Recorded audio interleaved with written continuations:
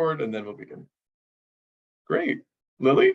Welcome, everyone. Happy May Day. It's May 1st, and today we are going to be talking about some opportunities for research and career development in Africa through the Fulbright U.S. Scholar Program. So I've been speaking with Keegan from the Fulbright U.S. Scholar Program for a month and a half now as we put together this webinar, and we are so thankful to have three wonderful speakers who have gone through the Fulbright program to discuss their opportunities that they received through the program, and hopefully we'll be able to answer any questions that our attendees may have on what opportunities are available to them. So, Keegan.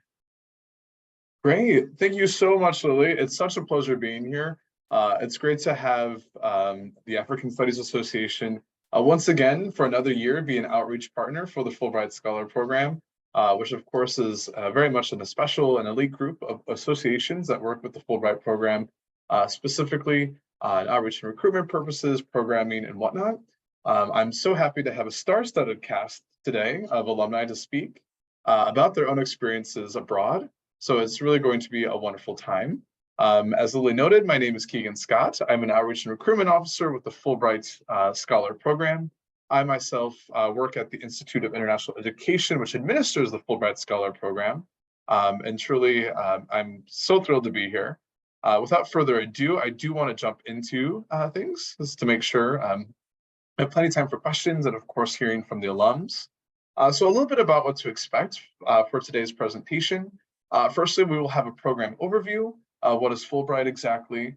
Next, I'll get into why you should consider Fulbright, the eligibility requirements, the types of awards. Then we'll finally get to the alumni perspectives.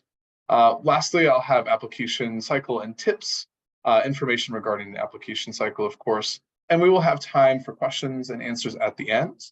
I do encourage folks that if you do have questions, simply use the Q&A function at the bottom of your screen. Put your question there, and I will get to it either at the alumni perspectives or at the end.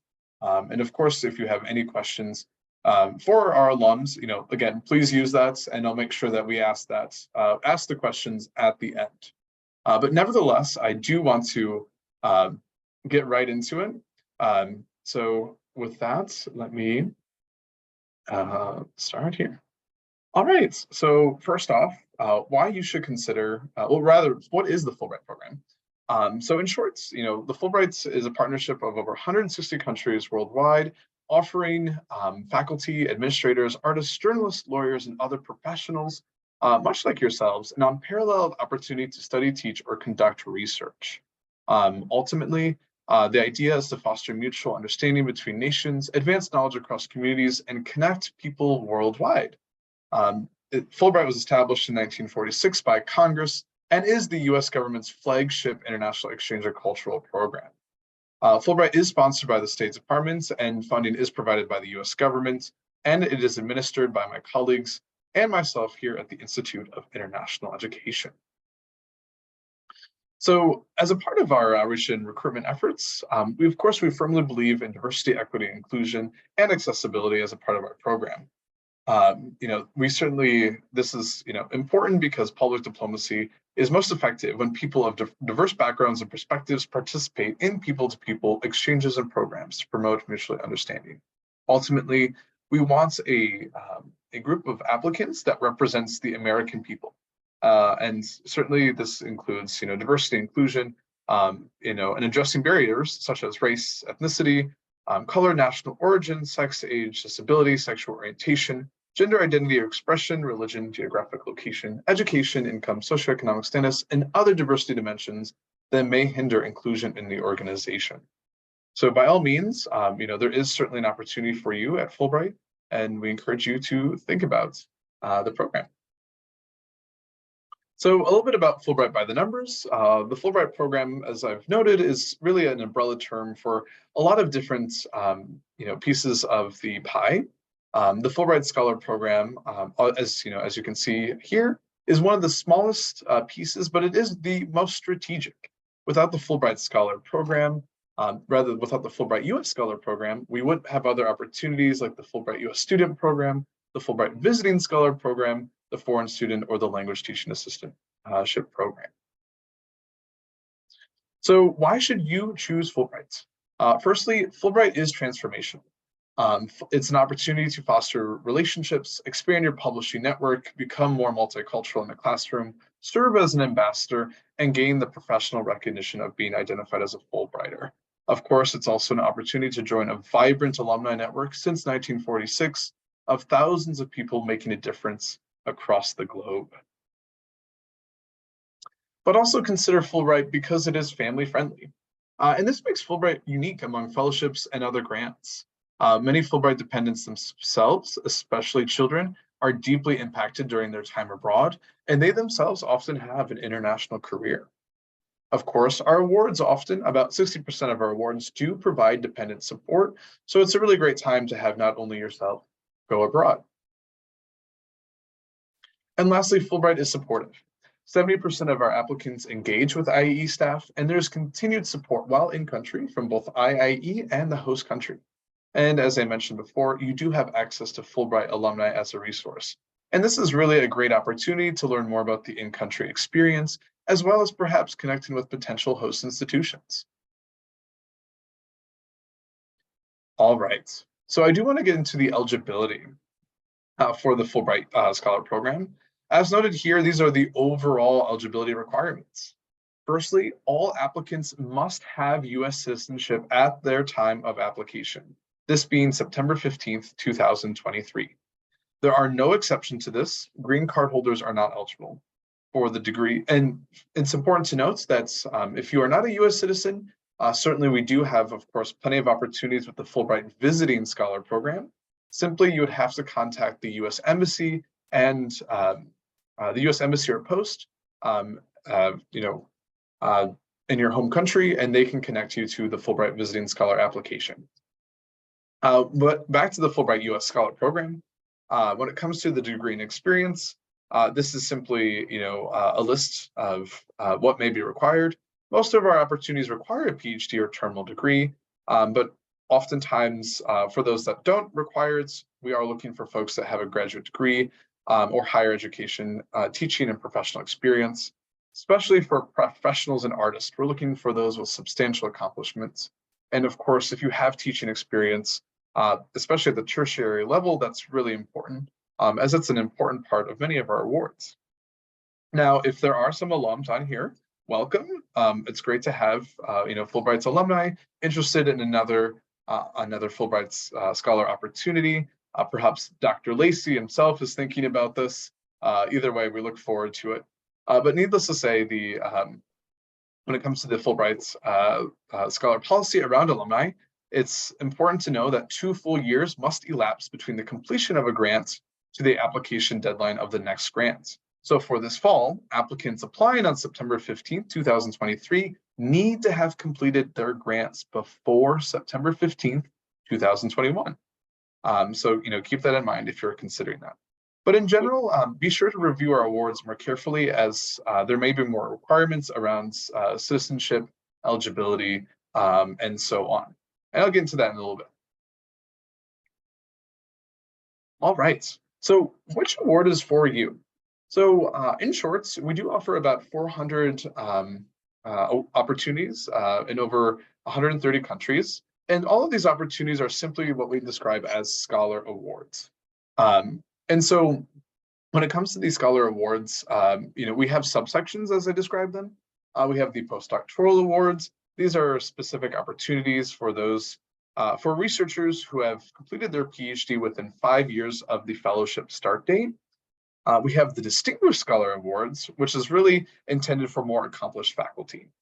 These are awards that, for those at associate or full professor rank or above.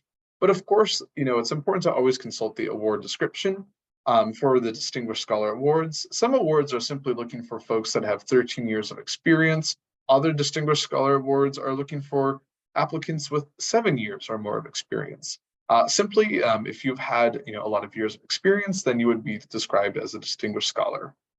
And lastly, we have a really cool opportunity, the International Education Administrator Awards. It's an opportunity for folks who are, for administrators at U.S. campuses to participate in 2-week seminars. These are not for faculty, and do not support research or teaching, but are excellent opportunities for faculty with administrative responsibilities. So if you're a dean, a chair, or a university staff that has any sort of connection to the administration of international education at your institution, this could be a great opportunity for you. And I will note, I will note here shortly, that for Sub-Saharan Africa and for the awards that I'll highlight today, these are the Scholar Awards. In Sub-Saharan Africa, we do not have a Distinguished Scholar Award, nor do we have postdoctoral awards. So simply, these opportunities are open for everyone. All right, so for our awards, we do offer what's called the Flex option. This is a really unique opportunity available in 63 countries and in all world regions, which allows applicants to break up a longer award into 2 or 3 shorter visits over 1 to 2 years. Some projects are better served by shorter visits, and this could be your solution. Most awards do take place during the academic year. However, the length of time and allowable start dates vary from award to award. So applicants should always start there to see if their plans are feasible. I will say again that for a lot of the awards I'm highlighting today, that often these are anywhere from 5 months to 10 months to a year opportunities, and some of them aren't as flexible as they don't provide the flex option, but other awards do provide the flex option. So again, look most closely at the award description itself.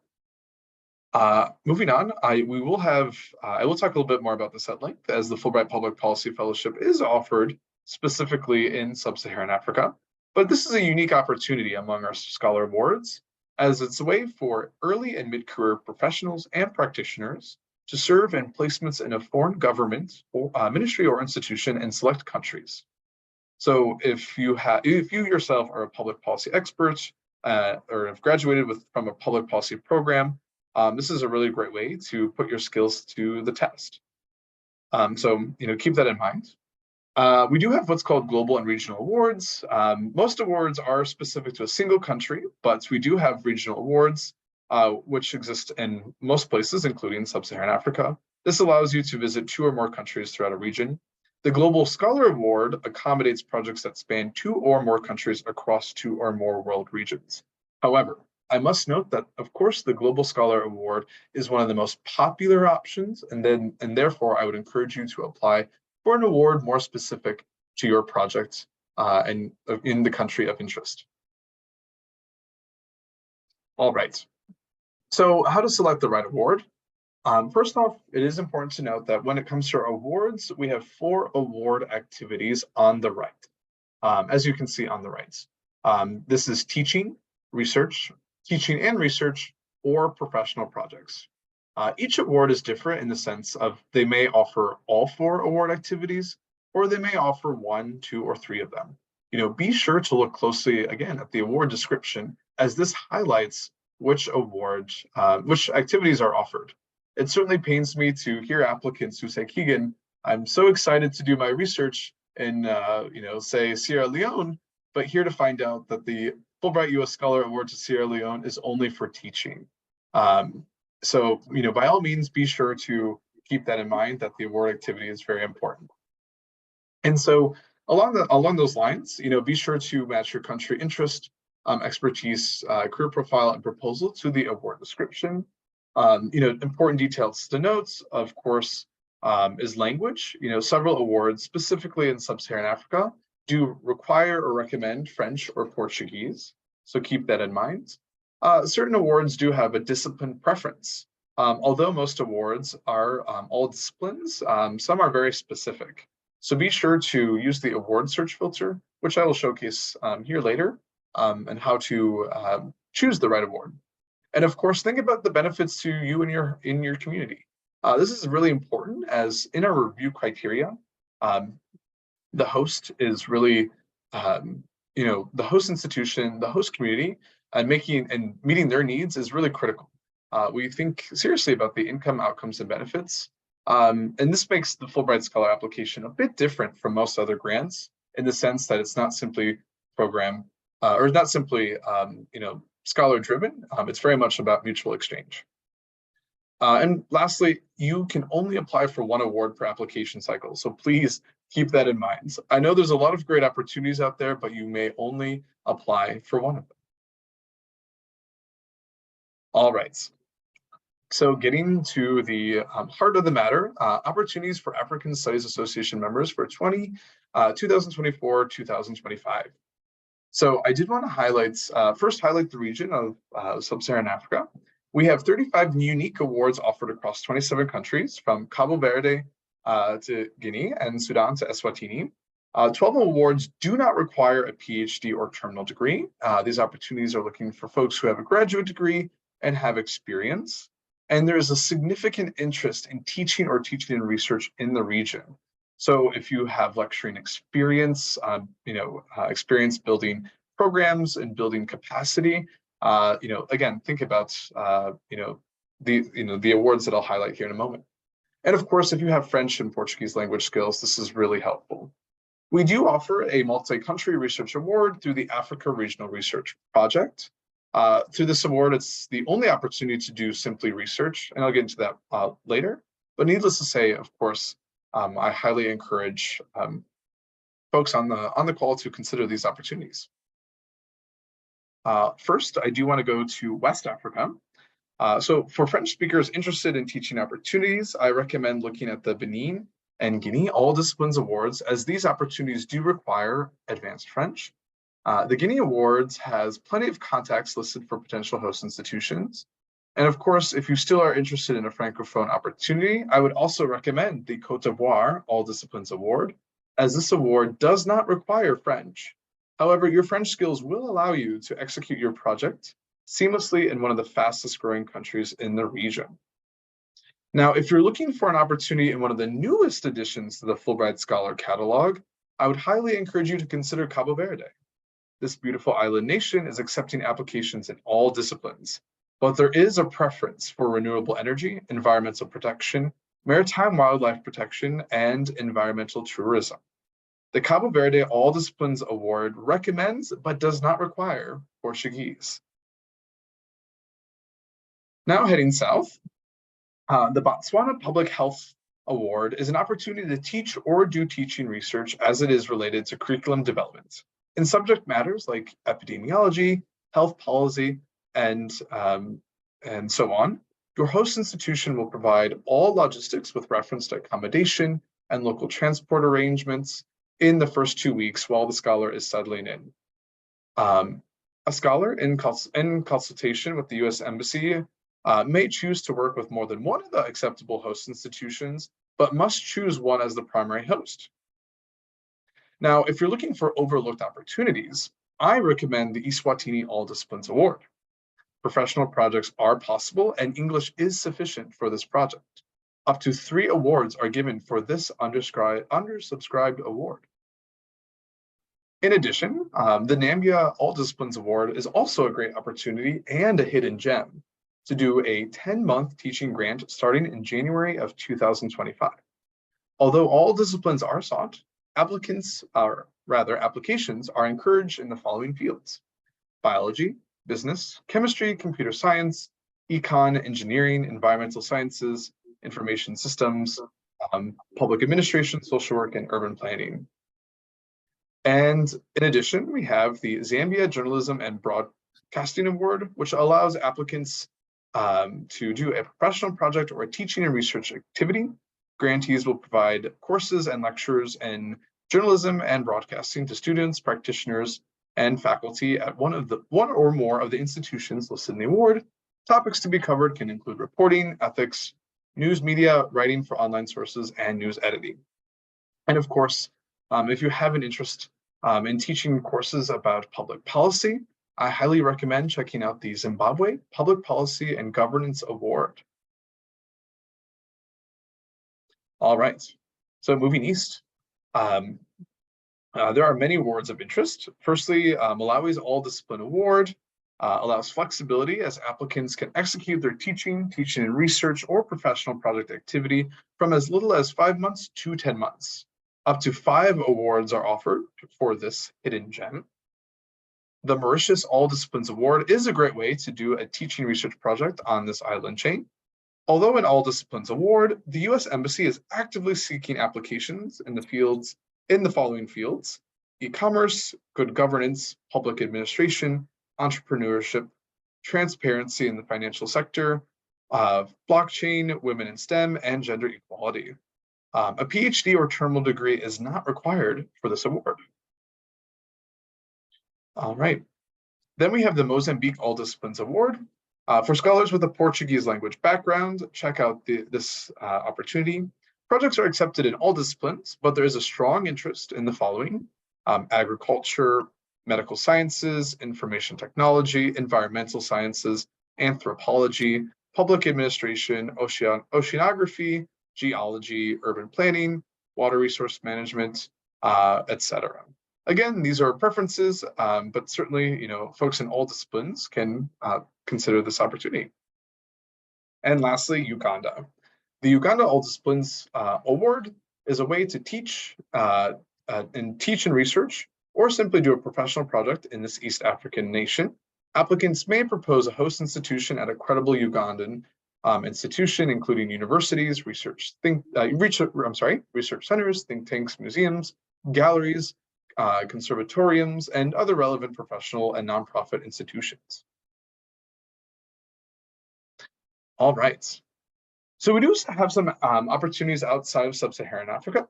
Although North Africa is within the Middle East and North Africa region as cataloged by our awards, I did want to highlight certain opportunities, especially knowing that certain folks on the call, of course, specializing in African studies, might find these opportunities of interest.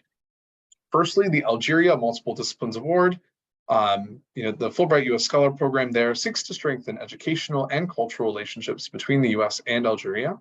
And U.S. Fulbright scholars to Algeria will find a dynamic, rewarding environment in which to teach and/or conduct research. The Algeria Multiple Disciplines Award is looking for applicants interested in science and technology, agricultural sciences, and information and computer sciences. Meanwhile, we have several opportunities for France.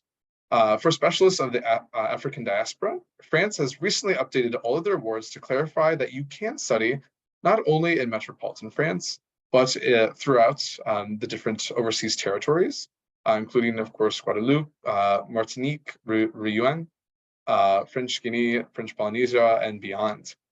So this is really relevant for French studies. If you have, for the following awards, the French Studies Award, the Tocqueville Distinguished Scholar Award, their All Discipline Award, and lastly, the Marseille Migration Studies Award. The Marseille Migration Studies Award is also very special in that it seeks applicants that are in, of course, all disciplines, but address the diverse waves of migration to France's second biggest metropolis. We also have a unique opportunity between Morocco and Spain. This Joint Teaching Research Award is wonderful, and it spans both Africa and Europe. It seeks applicants in all disciplines, and this award is really fantastic if you want to do anything related to, of course, migration or some sort of studies that relate to both countries. For folks that might be interested in Tunisia, their All Discipline Award is really a wonderful opportunity to learn more and see, of course, about the country itself. Tunisia is a friendly and open society, and French and Arabic are the official languages, but English is becoming much more widespoken. Universities across the country are eager for English-speaking professors in a range of fields. And as you can see, projects are currently sought in all disciplines. Of course, this is simply a small sample of opportunities offered in North Africa, as well as in Europe and beyond. Of course, in Sub-Saharan Africa as well. I've only highlighted some of the undersubscribed opportunities that might be most relevant to folks on this call. But I do want to highlight perhaps one of the most important ones, and this is the Africa Regional Research Program, ARRP, as we call it. ARP applications are accepted for countries in the region with active Fulbright U.S. Scholar Programs, except South Africa. Research-only proposals for South Africa must be submitted separately under the South Africa Awards. Now, if folks are interested in conducting research in North Africa, say Egypt, Morocco, Tunisia, Algeria, they should apply for the Middle East and North Africa Regional Research Program. That is a separate award that is determined in their region. Now, it's important to note that this is a research-only opportunity that allows you to do visits in 1, 2, or 3 countries in the region. It does include the flex option, So this is really great if you want to break up your visits into multiple pieces over say 2 to 3 segments over 2 years. But of course, if you do select the flex option, be sure to note that you must describe in your application why you selected that time frame. But I do have to say, of course, as this is the only opportunity to do only research in the region, it's a very popular one. So as I mentioned before, please consider perhaps a teaching or teaching research award in a country more specific to your interest. And finally, we do have the Fulbright Public Policy Fellowship, which is in 10 countries around the world. It's an opportunity for folks to work as technical specialists within a government ministry. Ultimately, 80% of your time will be immersing yourselves in ongoing assignments and new initiatives at the direction under the supervision of the host governments, while 20% of your time will be a self-directed professional project. Applicants can choose a duration from 4 to 9 months, and there are approximately 12 awards awarded globally. And 3 countries that are part of this 10-country roster are Botswana, Ghana, and Rwanda. To note, the Fulbright Public Policy Fellowship application is a little different than the Scholar application, so keep that in mind when applying. All right, I've spoken a lot, and I want to hear more from the folks on the call who are actually who've spent time in the region and have done some really cool projects. So what I'm going to do now is I'm going to turn it over to them in just a moment. So give me 1 second here, and I was going to turn off my video here, but you know what? Onwards and upwards. So I do want to start with Dr. Lacey. Certainly, it's an absolute pleasure having you here today. He was a Fulbright U.S. Scholar to Cameroon from 2016 to 2017 and was doing a teaching and research project. So Scott, you have the floor. The next 5 minutes is your time to talk a little bit about, of course, why you chose Fulbright, what you did on your Fulbright Scholar grants, if you have, say, any suggestions for applicants on the call, and so on. So welcome again, Dr. Lacey, and take it away. Thank you, Keegan, and Lily, for this opportunity to talk to everybody about Fulbright, because frankly, it definitely is kind of the juice behind my entire career. I'll give a preface with, or I guess maybe we'll start with what Keegan asked us to talk about, which is why did we come to Fulbright? And the first time I went to Fulbright was as a graduate student when I was trying to do my dissertation research in Mali. It turned out that it was a great idea because not only did Fulbright support my dissertation research, but literally the relationships that I was able to create both within rural communities, but also within government agencies and other, I would say, other different places within Mali. They basically seeded everything positive that I've ever done in terms of my work with Malians. I'll put it this way. That was 2001 and 2002. And to this very day, including this very morning, I'm still in touch with my project partners from that period. And we're still doing some really fun and exciting things, which not only enrich my academic career and my teaching, but it also just enriches my life in general. But more recently, I came back to Fulbright to go to Cameroon. I was at Fairfield University in Connecticut, and we had the privilege of hosting a wonderful pioneering anthropologist, Paul Nkui from Cameroon. And while he was on campus, we worked a little bit together, and he was talking to me about a new university in the north of the country, the Northwest, that was developing an anthropology program. It was already in process, but the way he was talking about anthropology really got my heart, because essentially I teach anthropology as a tool for social transformation. And when Paul was telling me about how Cameroon was teaching anthropology, it was basically setting up anthropology as a tool for national development and trying to think of ways that people from Cameroon could use and learn anthropology in ways that could actually have applied outcomes, which is really the core of everything I do in anthropology. So I just wanted to go not to tell people what to do, but to see how people were doing this great work and to see how it might not only improve my own teaching, but to see if there was anything that I might be able to contribute to what I considered to be an absolutely fantastic national program. So the short of it is I met Paul and we were talking about possibly going to Cameroon. And I just figured because of my positive experience in Mali, that Fulbright would be a terrific avenue for me to be able to not just get to Cameroon to work with Paul and his colleagues and his students, but literally to stay there for an extended period to have a great impact, not only for myself, my own trajectory, but to try to do something cooler with other people. So to kind of tell you what happened, it was, well, first of all, I'll tell you, I put down a plan about what I wanted to do based on my experience with Paul, and it did happen, but I was flexible, and that turned out to be a really good idea. Unfortunately, about 2 months into my Fulbright in the first university that I was working at, the university had to shut down.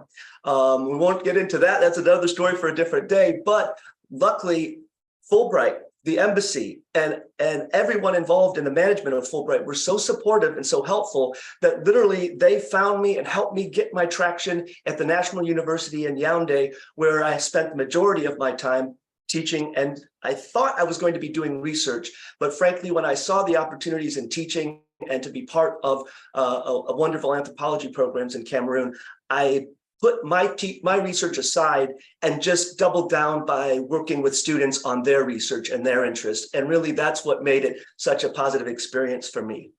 What I will say is that, you know, when I went to teach, I had my own ways of teaching anthropology to graduate and undergraduate students that I had developed over the years. But one of the best things that Cameroon did for me with my teaching was it taught me a better way to be a teacher. It brought me out of the sort of, I used to be a very technology-oriented professor. Like I liked all the bells and whistles and electronics that could make my classes better. But what Cameroon helped me to do was to see, wait a second, this is about people. Let's turn off the computers and let's be together and let's actually do some positive research. So I ended up trying to figure out how can we use technology in some ways, but at the same time, how can we really focus just on relationship building and career building? So some of the shortcuts, and I'll start to wrap this up here.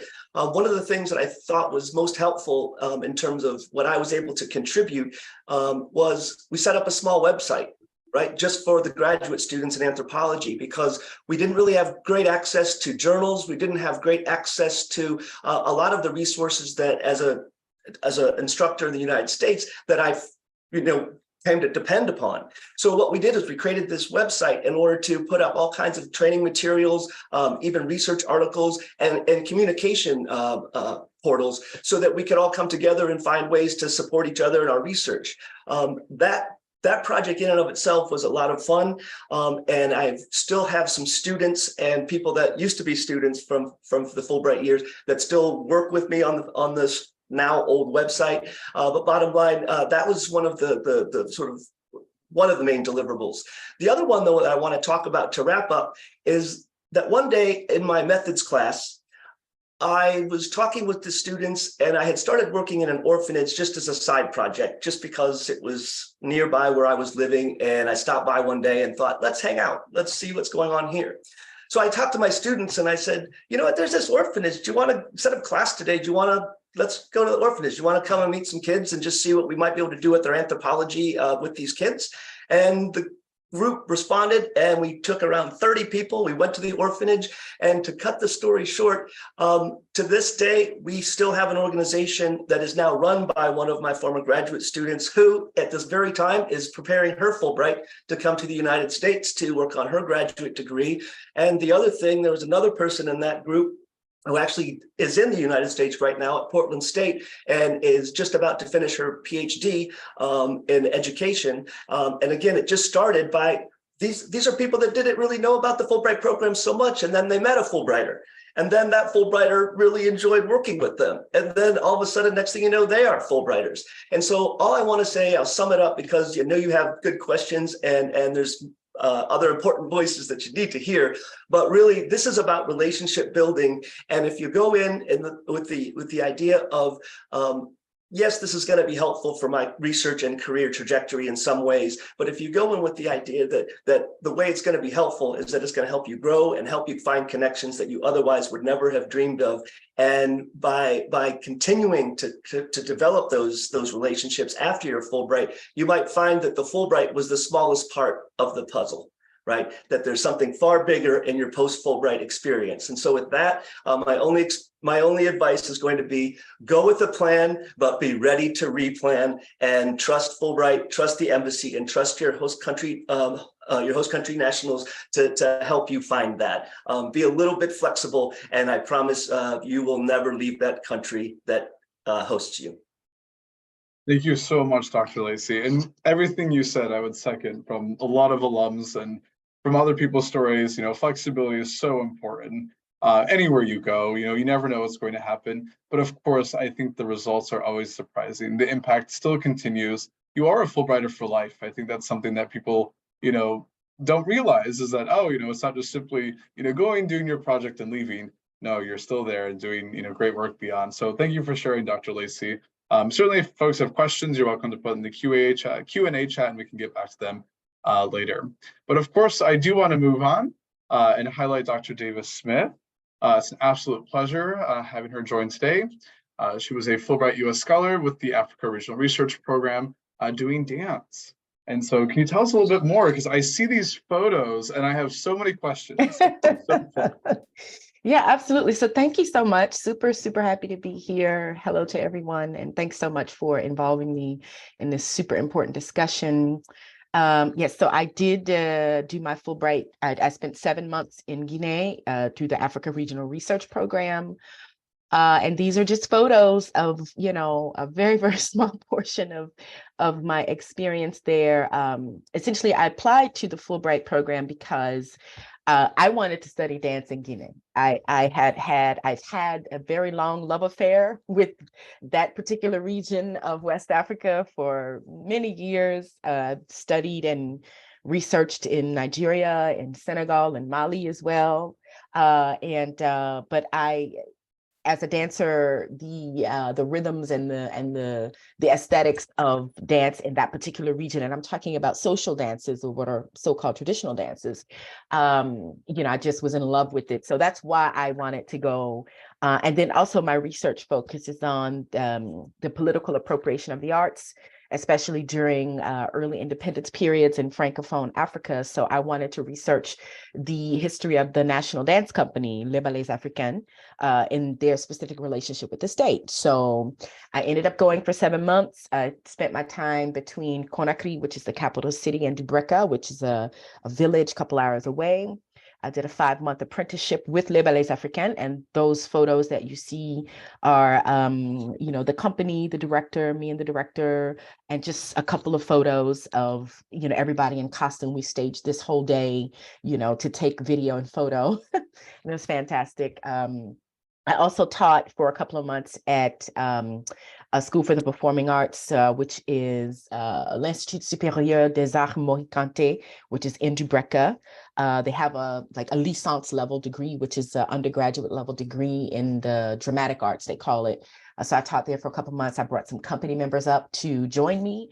So essentially, I was an honorary member of the company for that period of time. And I also filmed material for a digital storytelling project that focuses on the history of LBA and its current situation, and just, you know, to sort of perpetuation. I get so much mixed up now. The longevity, to ensure the longevity and the history, putting them in the history books, or is sort of inserting them into the canon of really of tourism dance, of national dance efforts, the relationship between nation building and independence efforts. So forgive me, I just got back from Senegal, and so my brain is like still mixing up between languages. Boom. So essentially, just to make it quick, the impact of the Fulbright Fulbright program on me. I'm one of the folks that always wanted to do a Fulbright. So it was always like one of my things, finish my education, go as far as I can, get a Fulbright. So I was super grateful to be able to take part in the program. Of course, I totally concur with Scott 100% in terms of the Fulbright network. You're not only joining a network that you're going to be a part of for the rest of your life, but you're also joining a network that exists on the ground. That's something I wasn't aware of, but it was a pleasant surprise. There in Guinea, at least, they have sort of like a Fulbright network of folks who have done Fulbrights, of Guineans who have come to the United States to do Fulbright programs. Some of them have gotten their graduate degrees through Fulbright here in the United States. And, essentially those were like some of my closest contacts, just provided a wealth of resources and support to me. I also, I don't know if it was the name of Fulbright, the prestigious, title of being a Fulbrighter, but it certainly didn't hurt. I was able to secure a tenure track position last year at American University. So that was certainly, I know it was, having a Fulbright behind my name certainly didn't hurt. Let me just say that. And then also to develop a project, my digital storytelling work that I hope can be used as an educational tool, specifically in dance and looking at dance and its sort of cultural and political origins in this particular area of Africa. So just to keep it brief, I have just a couple of points, just really like practical advice for anybody who's interested in going to that particular region in Africa. At the time that I applied, it was recommended that French was not necessary. And what I found was if I didn't speak French, I would have been completely lost. And it's not that you can't hire a translator. You can absolutely do that. And certainly your Fulbright connections there they're all fluent in French, and I'm sorry, in English. But I just, even if you don't have to take a language proficiency exam, if you're planning to go to a Francophone area, you have time, to take some classes and get a level of familiarity. And the other thing is just, think about safety. Let safety be your primary priority because things do happen and the embassy is going to be your best friend. Guinea had a coup d'etat during the time that I was there. It was a peaceful coup d'etat, but there was a lot of uncertainty that delayed my program a little. So stay with the embassy, find a trusted chauffeur. He's going to be the one that sees you take money out of ATM, and he's the only guy that knows the money's in your apartment, right? Like just sort of logistically, things that you think about in terms of your safety and how to protect yourself as an individual and independent person that's traveling in a foreign country. So there's that. Thank you for listening. And I hope I can be of service if anyone has any questions. Thank you so much, Dr. Davis-Smith. That's fascinating. Congratulations for the tenure track. It's great to hear. There's so many points, so many really, really gems you hit on in your statements that I could not agree more on. So again, if folks have any questions, feel free to put in the Q&A function and I'll be happy to come back to it. But of course, without further ado, I do want to highlight the last all-star today. We have Dr. Mbayo. I don't know if I'm saying that right, but welcome. He was doing his teaching and research project in Sierra Leone. And we do have some photos here too. So if you want to unmute yourself and take it away, please. I would love to hear more. Okay, thank you very much. My name is Tamba Mbayo, and I'm at West Virginia University, where I teach African history and a little bit of world history. I am originally from Sierra Leone, and part of the reason why I decided to apply for the Fulbright was to give me an opportunity to go to Sierra Leone and work in the public archives there because my project for my second book is on the history of epidemics in Sierra Leone, and it's tentatively titled From White Man's Grave to Ebola, Sierra Leone's History of Epidemics, 1787 to 2015. And the reason why I decided to embark on this project in the first place was because I wanted to try to get a better understanding of the cultural, environmental, political, economic, social problems that trigger disease outbreaks in countries like Sierra Leone. And so if I take a look back at colonial discourse on the outbreaks of diseases in countries like Sierra Leone and other West African countries, it's very easy to see how most times it's presented as a case of a diseased environment, and therefore there is very little attempt to unpack all these different aspects that actually contribute to disease outbreaks. So that project was something that I was very passionate about and decided to apply for Fulbright. So fast forward to September 2019, I was already in Sierra Leone. And when the university opened in October, I had to teach a course titled Philosophy of History. This was a course the head of the history department by then, the late Dr. Sylvanus Spencer, decided that I should teach to a honors class because at the time there was nobody readily available to teach the course. So it took me about 2 weeks while I was in Sierra Leone to just put together this course, make sure that I had all the materials downloaded via my university WVU, so that the students could have PDF files instead of buying books, which are very, very expensive and could not be possibly available in Sierra Leone. And so the students came up with a brilliant idea I hadn't thought about. They said, well, we can create a WhatsApp group and you can use that to be sending us all these materials, which I thought was really very good because it was the simplest way to just give them everything that I had been able to download from my university, free of charge, of course. And so they were able to get access to all these materials without paying a dime. I did spend a lot of time in the archives there, where I was able to work with local archivists for the most part. And one joy about that is you really get to know these people on the ground firsthand.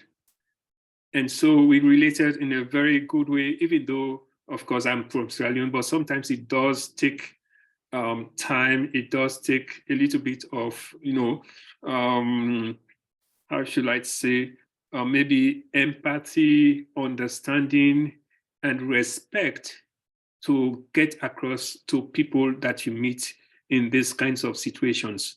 So despite the fact that I was a US Fulbright Scholar, I really didn't pose as if I was maybe more knowledgeable than them or better than them or anything like that. So I most times try to bring myself down to their level without necessarily being patronizing or trying to maybe create a false impression that I was somebody I was not. So in effect, what I'm trying to suggest here is that if you have the opportunity to go out there as a Fulbrighter, make sure that you are always true to yourself. That's the best way you can really get to know people, and they can also understand you better.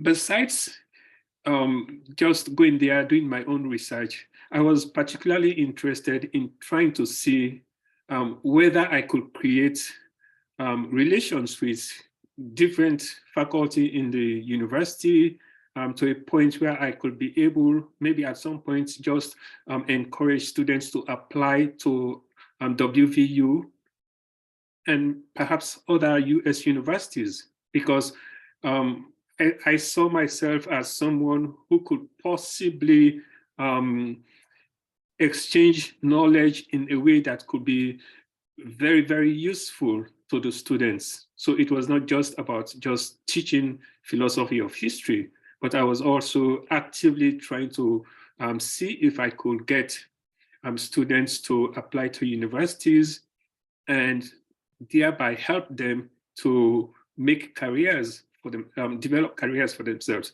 Anyway, to cut a long story short, I ended up recruiting as a guy who had worked in the archives for some time and was at the time working with the Ministry of Foreign Affairs as an archivist. He had considerable experience working in the public archives, and he expressed interest that he wanted to pursue further studies in the US. And I did take my time to explain to him what the application process was like, and what he needed to do, and the fact that he could go to the American embassy and have access to a lot of brochures and stuff like that that could introduce him to the American educational system. Well, I came back in March 2020, and the following fall, I got an email, a WhatsApp message from the guy saying that he had been accepted in the program at WVU. So that I consider really a very good outcome of my 7-month stay in Sierra Leone. And besides that, I did, at the time I was there, I had already, before I left for Sierra Leone, I had arranged for books to be donated, colleagues in my department, and a lady that owned a bookstore in Morgantown and Fairmont, which is about 15 minutes drive from Morgantown where I live. They contributed a lot of books, and those photos there are photos of the book presentation I did in the history department when I was there. And the guy to my right is the head of the history department, who passed 1 year after I came back. Yeah, he had complications with his heart and things like that. And unfortunately, he was not able to survive it. He passed. And in any case, he was very, very helpful in getting people together, explaining to them what I was doing there. And we had a very good kind of discussion about what could possibly be done to try to improve not only the history department, but also the university generally. Because mind you, Sierra Leone had gone through a civil war in the 90s that lasted for 11 years. And it ended in 2002.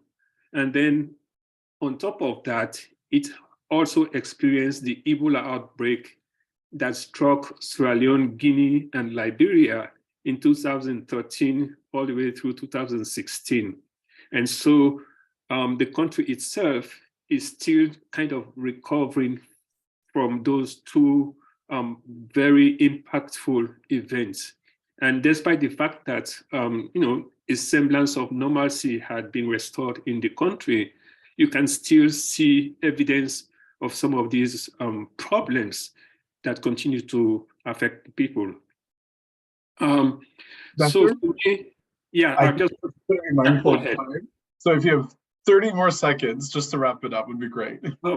One thing I agree with Dr. David Smith, be in contact with the embassy, because in March 2020, we were asked to quit the country because of the coronavirus pandemic. And the only way I got information about the plan of evacuation was through the embassy. Overnight, they sent me a message that we had to be at the airport around 1 o'clock, and that was it.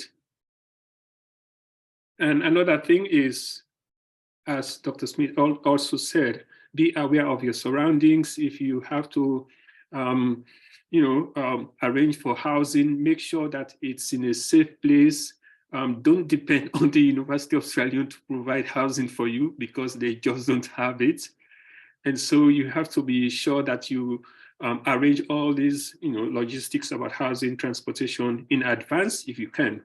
And by the time you get there, you will have be rest assured that you don't have to try to scramble for anything that you need on a regular basis. So I'll stop there in the interest of time. Thank you very much. Thank you so much. That was very interesting, and I appreciate you sharing, Dr. Mbayo. So with that, I do want to make sure I get to the questions and finish up here quickly. So I will help understand the awards. I know there's a few questions about Senegal and Mozambique, and I'll explain that in a moment, and I'll actually share my screen and show the website here. But in short, so what to know is we do have 4 tabs on each award. The award details, award requirements, award benefits, and the country area overview. Read each tab carefully to see exactly when the award start period is, the award length, if the flex option is offered, the activity type, the degree requirements, how many recipients, and so on. So again, and we have contact information listed for most of the awards, specifically in Sub-Saharan Africa. You will find my name, Keegan Scott, here in Sub-Saharan Africa at IAE.org listed. That's where you can reach out and contact myself or my colleagues for more information. So the application briefly, what to note is we have, of course, the application form, a 3 to 5 page project statement, a CV or resume, 2 letters of recommendation, a language proficiency report if it is required, and a letter of invitation. Now that's a really good question. We did receive that, and thank you, Drs. Davis Smith, for I think putting your inputs about how to find letters of invitation. I'll share a resource here in a moment, but the Fulbright Scholar Directory and the Fulbright networks in country are often very helpful.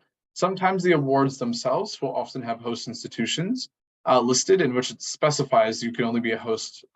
Certain countries are only host, and therefore that's an opportunity. I'll get to that in a second. But there also is supplemental materials. If you're doing teaching or teaching research, you would have to submit a course outline. If you're doing research or teaching and research, you'd have to do a reference list, which was formerly known as a bibliography. And if you're doing arts, if you're an artist, an architect, a journalist, or so on, you have the opportunity to submit a portfolio. Of course, this depends on which discipline you selected. So tips for a strong application, of course, as I mentioned, read the award description carefully to make sure that indeed your project meets the parameters. Start early. You can save your application and come back to it. So no worries if you begin now. And of course, take advantage of IIE resources. We do have webinars not only specific to our the membership here at ASA, but of course, office hours, application guidance on our website, and so on. A little bit about the cycle. The application deadline is September 15th, 2023. It's September 15th every year, so keep that in mind. In short, after you apply and submit your application, all the applications after September 15th are then submitted for our technical review. If there's something missing, we'll contact you. Then there's the first part of the review process, which is the US peer review. Folks within your discipline experts within your discipline will then review your application to determine if it's recommended or not recommended. Either way, you receive an update in November through January about your status, if you are recommended or not recommended. If you are recommended, your application then goes to the in-country review. And then from there, the in-country review, which is folks from the US Embassy, the Post, and perhaps local stakeholders will review your application to decide on the selectees. That information is sent back to the US for ultimate approval, and final decisions are made January through June. That's a long time frame, but we make sure that we do our best to get that within the next, as early in spring as possible. And then you would prepare for departure. All right, so there's other opportunities here. I won't go through them for the sake of time, but there are ways that you can host scholars on your own campus, whether that's through the Scholar in Residence program or the Outreach Lecturing Fund, the Fulbright Language Teaching Assistant program. So keep that in mind. There are other programs for scholars, students, and teachers. Something to point out, the specialist program is a great way to do a 2 to 6 week grant. It's not through the Scholar program, it's through a different program, but I recommend Googling Fulbright Specialist for more information. All right, with that, we have our contact information, scholars@iae.org, and of course you can visit our website. If you know a colleague, you can refer them. And if you want more inspiration, aside from, of course, the 3 alums who shared their story, you can follow us on Facebook, Twitter, Instagram, or LinkedIn. So I do want to get to the questions here. I'll stop sharing, but then I'll share my screen quickly as I want to answer your questions on the website, which is perhaps one of the most important tools we have. So let me share my screen quickly. If everyone can give me a few more minutes, then we can get through these. So we had a question about Senegal and Mozambique. Lily, can you see my screen perchance? Hopefully. Great. Yes, I see it perfectly. Perfect. Thank you. So again, my favorite website is fulbrightscholars.org. Take a look if you haven't already done so. If you click awards and go to US Scholar Award Search, this is where you'll see all 400 of our wonderful opportunities. As I do want to highlight specific awards in Sub-Saharan Africa, I will select Africa Sub-Saharan, and I want to check out, Senegal. Well, actually, I'll click all countries just to give you an idea. So here we have the list of all the 34 awards offered. So you can see most of them are all disciplines awards. We did have a question about, if I'm not mistaken, Mozambique. Here it's a teaching and research awards. To answer your questions in short, the Africa Regional Research Program is the only way to do research, even in a single country. As you know, all of these awards are teaching and research. But if I go to the next page, with the exception of South Africa, if I go to the next page, the Africa Regional Research Program does offer research only in Senegal, as well as Mozambique. But otherwise, it would look specifically. Oddly enough, you're quite right. The Senegal Award seems to have disappeared. Oh no, here it is, the Senegal All Disciplines Award. So if you want to do teaching research, that's there. All right. The other question that I want to get to here. Let's see here. Senegal does exist. Oh, Madagascar does exist. It is all disciplines. Indeed, if you are looking for a specific, institution, looking at the scholar directory, as Dr. Davis Smith might be helpful. Using your own networks is really helpful. We do have a page dedicated to that on our website. If you go to fulbrightscholars.org and simply search, we can provide that information. Also, you're welcome to reach out to Sub-Saharan Africa at IAE.org. But getting into the next question, the last question here before we go, because I know everyone's very, very patient and very diligent. I'll share my screen quickly here to show you the scholar directory. So each award is different, as some do have host institutions, but under Connect, the scholar directory again goes all the way back to 1946, but we're not going that far back. If you select program, the US Scholar Program, and perhaps your country of interest, let's say, where are we going to go today? I'm going to say, let's go to Senegal. You're going to see all the projects to Senegal since the beginning of the program there. And oftentimes these US Scholar alum are very helpful. We don't provide contact information, but say you're interested in, say, computer science, we have, a contact here. Again, we don't have their contact information, but we do have a name. They can tell you about your project and you can search them simply online. With that, South Africa's qualifications, a PhD or terminal degree is not required. You can look more in the award requirements. And I'd be happy, you can reach out to Sub-Saharan Africa at IAE.org. I'll put that in the chat just so everyone can follow along to contact everyone. But with that, I've given you a lot of information and I hope it was useful. But I want to say a huge thank you, of course, to the alums who have joined us today. It was an absolute pleasure hearing your stories and hearing your impact. I know I don't joke when I say that you are a Fulbrighter for life. I myself was a Fulbright US student alum to Bulgaria, and to this day I'm constantly contacting folks about what's happened there and beyond. So it's wonderful to have you all join here. I'm inspired by your stories. I want to go dance in Guinea, and so it's going to be great. Thank you, Lily, for hosting us. It's a pleasure to connect with the African Studies Association, to be here again as an outreach partner and as a friend. It's wonderful to have contacts like yourself. I'm excited about the next batch of applicants who will hopefully apply soon. Lily, any words, thoughts, haikus before we go? I don't have any haikus, but I did want to emphasize how kind everyone was in the US Scholar directory. I cold called Scott Lacey here, and he was just so happy to join and talk about this. So I really encourage everyone to look through that directory and reach out to individuals that you find on there that you think their projects were interesting or you'd like to talk about their experience more. So hopefully after everyone goes through their Fulbright, they consider submitting some of their research ideas to a future ASA annual meeting. We'd be happy to have you highlight your hard work during that year at our own meeting here in the US. So thank you again, everyone. We hope you have a wonderful May Day, and hopefully we'll see you again at another ASA programming, or we'll be following you on social media as you go through your Fulbright year. So thank you again, Keegan, and thank you three for joining us again. Thank you very much. Pleasure. Have a nice day. You too. Take care. Bye, everyone, and best of luck on your Fulbright journey.